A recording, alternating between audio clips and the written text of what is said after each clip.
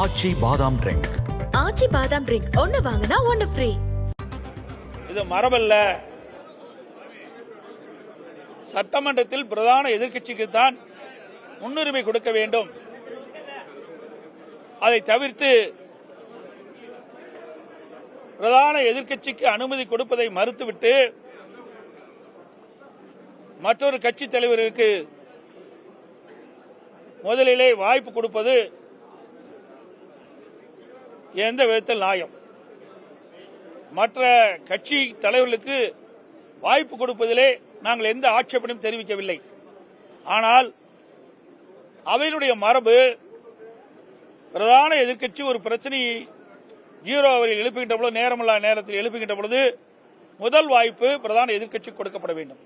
பிறகு முன்வரிசையில் இருக்கின்ற பல்வேறு கட்சியுடைய தலைவர்கள் பேசுவதற்கு வாய்ப்பு கொடுக்கலாம். அதில் எந்த மாறுபட்ட கருத்தும் கிடையாது. ஆனால் வேண்டுமென்றே திட்டமிட்டு சட்டப்பேரவை தலைவர் அவர்கள்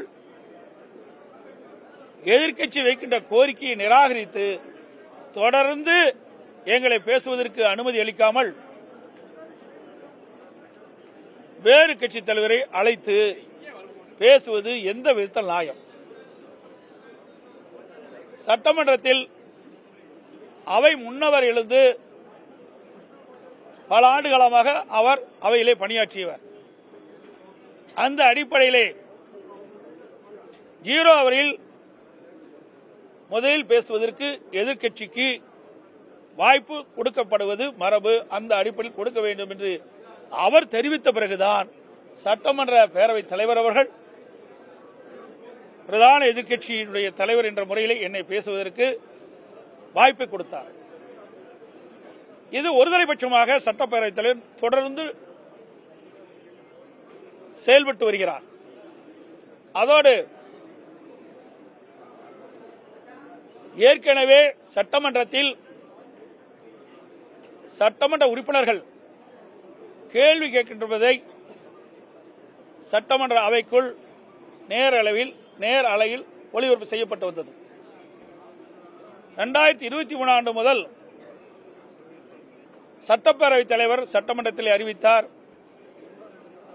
இனி மாண்பு உறுப்பினர் அவர்கள் கவன ஈர்ப்பு தீர்மானம் கொண்டு வந்து அதை அவையில் பேசுகின்ற பொழுது அதையும் நேரலையில் ஒளிபரப்பு செய்யப்படும் என்று அறிவிப்பை வெளியிட்டார்.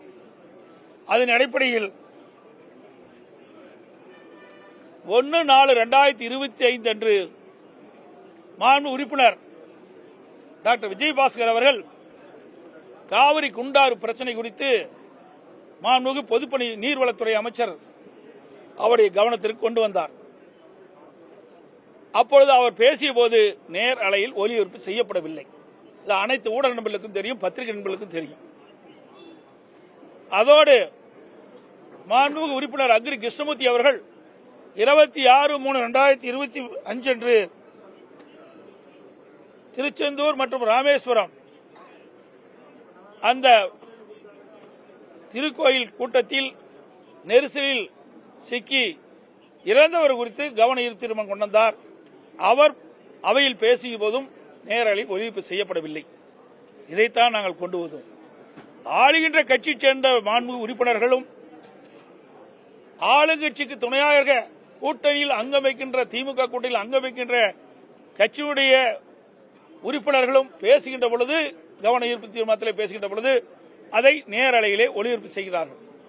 ஆனால் அனைத்து இந்திய அண்ணா திராவிட முன்னேற்ற கழக மாண்பு உறுப்பினர் அவர்கள் கவன ஈர்ப்பு கொண்டு வந்து பேசுகின்ற பொழுது நேரலையில் ஒளிபரப்பு செய்யப்படுவதில்லை. இதைத்தான் நாங்கள் சுட்டிக்காட்டினோம். எதற்கு ஒருதலைபட்சமாக நீங்கள் நடந்து கொள்கிறீர்கள்? அக்குடைய பிரச்சனையை தான் நாங்கள் சுட்டிக்காட்டுகின்றோம். ஆக எங்களுடைய உறுப்பினர் பேசுவதை காட்டி, கேட்கின்ற கேள்வியை காட்டி, அதற்கு அமைச்சர் சொல்லுகின்ற பதில். பேரவையிலிருந்து வெளிநடப்பு செய்த பிறகு அதிமுகவினர் செய்தியாளர்களை சந்தித்து வருகின்றனர். எதிர்க்கட்சித் தலைவர் எடப்பாடி பழனிசாமி செய்தியாளர்களிடம் பேசும்போது அவையில் முக்கிய எதிர்க்கட்சியான அதிமுகவை பேச அனுமதிப்பதில்லை என்ற குற்றச்சாட்டை முன்வைத்திருக்கிறார். எதிர்க்கட்சியான அதிமுகவுக்கு முக்கியத்துவம் கொடுக்க வேண்டும் என்று அவர் கூறியிருக்கிறார். அவையின் மரபின்படி பிரதான எதிர்க்கட்சிக்கு முதல் வாய்ப்பு தரப்பட வேண்டும், ஆனால் அப்படி தரப்படுவதில்லை என்றும் அவர் பேசி வருகிறார். ஆச்சி பாதாம் ட்ரிங்க். ஆச்சி பாதாம் ட்ரிங்க் ஒன்னு வாங்கினா ஒன்னு ஃப்ரீ.